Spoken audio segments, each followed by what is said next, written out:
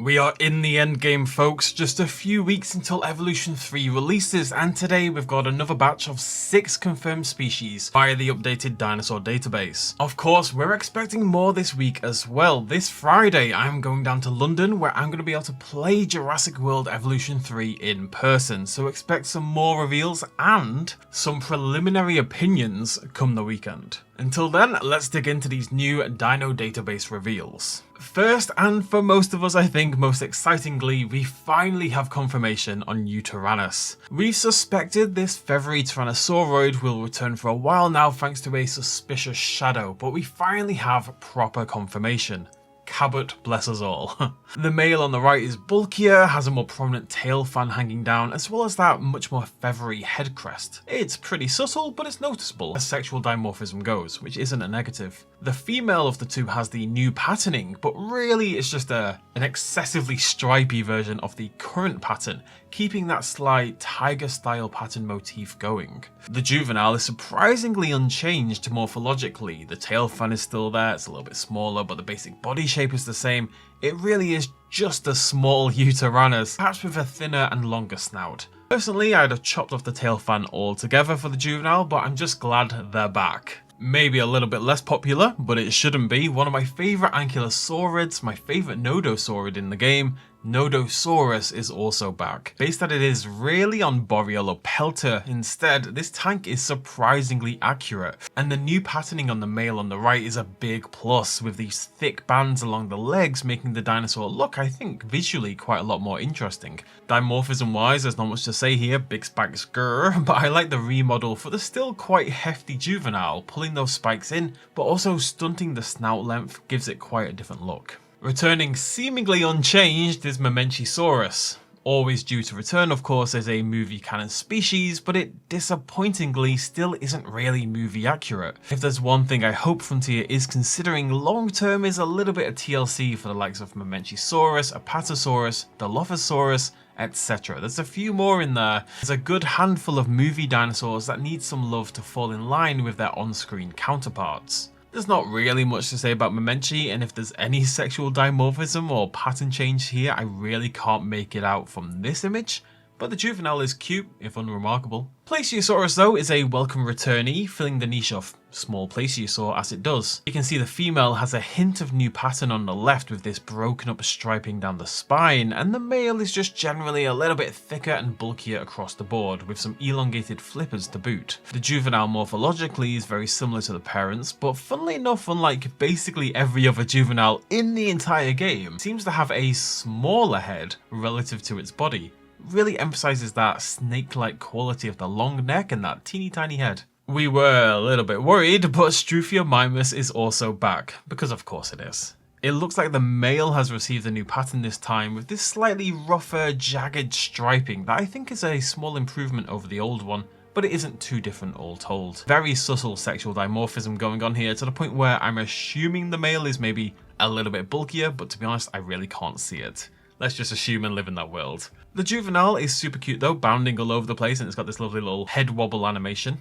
I do have to say that confirmation of Struthiomimus does make the return of Archaeornithomimus all the worse to me. I don't think we needed Archaeornithomimus, Struthiomimus and Gallimimus all to return with no visual updates whatsoever. It really makes Archie feel like a wasted slot, and it already felt like a bit of a wasted slot in the past game. I'm sure some of you out there absolutely love Archaeornithomimus, but I think all told it's the least popular of the three by a fair distance. The final of our 6 new confirmed species is perhaps the most controversial of the bunch. You'll have to let me know what you think. It's Olorotitan. Now I thought when Syntausaurus was revealed, that likely spelled doom for Oloro, but no dice.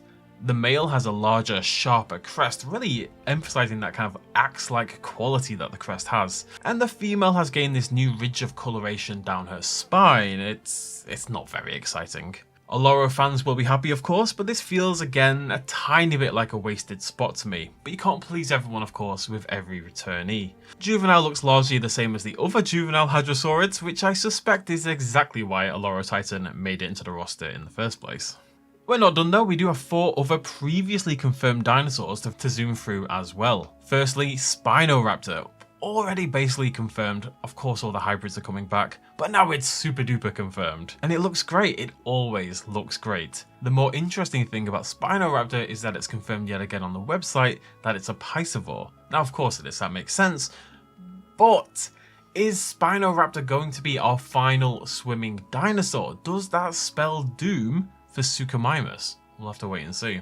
Concavenator from the deluxe edition is here, and this time the hugeness of the hump on the male is extra noticeable. It's still a stunning looking dinosaur, one of the very best in the game, some of the best patterning in the game as well. And whilst I don't love repackaging old dinosaurs as deluxe, that feels weird to me, I do think it's a fantastic addition to the game. Dimorphodon is also added to the database. The male has a long head. Seemingly, I don't really have much to say on this one. It's hard to pick out changes in patterning given the lighting and the female's decision to just kind of hang there, flying ominously. Pyroraptor was confirmed late last week in our deep water dive. This is our best look yet at the Dominion dinosaur, and it is looking pretty great. The male has that longer, more elaborate head crest, the larger tail fan, and the slightly longer wings as well.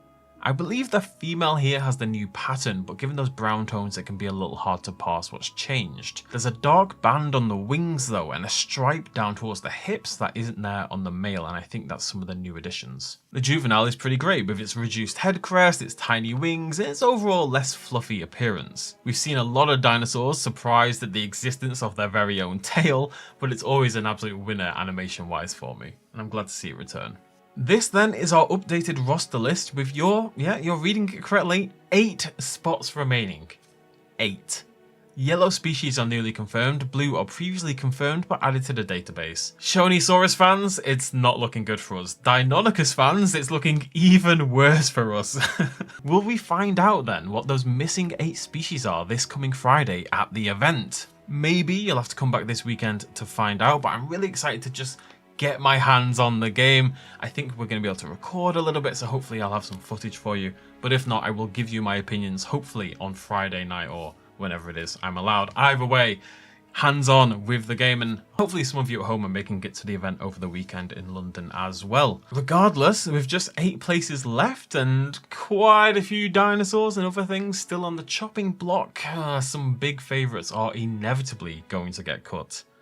Deinonychus, Shonisaurus, Deinonychus, I pray.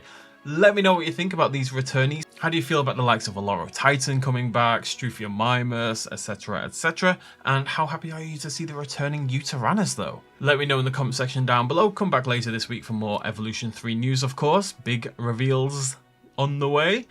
Thank you very much for joining me. Cheers much love as always. Bye bye.